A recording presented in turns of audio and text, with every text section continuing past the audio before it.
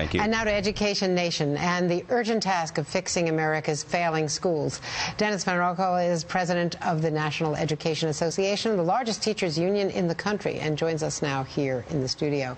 Thanks so much. As you know, NBC News and all of the networks of NBC have been intensively focusing on the failures in the schools, and a lot of the anger is directed against the teachers unions. Now, Randi Weingarten's been taking a lot of heat, and she's been out there. You have as well.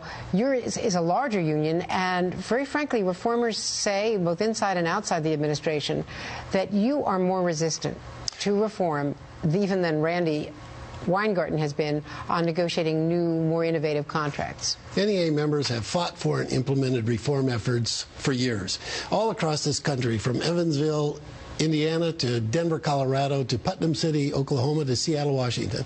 And more aggressively, when Secretary Duncan called for something to be done with the lowest performing schools, NEA, we call them priority schools. Well, we're partnering in over 120 schools in 14 states, saying if we partner, collaborate with management, school board, the employees, and working with parents, we can turn those schools around. Well, everything is a matter of degree. Let's see what the president said earlier this week with Matt Lauer.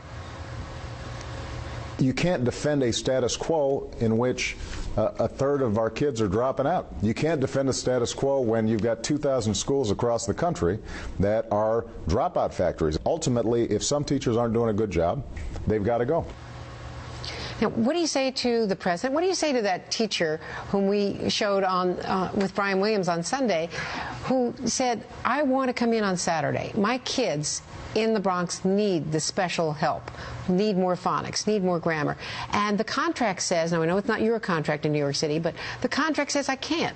What do you say to people who say, you know, these contracts are getting in the way of helping our kids? America's future is at stake. Number one, to President Obama, we say we're absolutely in agreement. The status quo is unacceptable. In this country, for the last 20 or 25 years, the graduation rate has not fluctuated like the Dow Jones. It's been pretty consistent around 25%.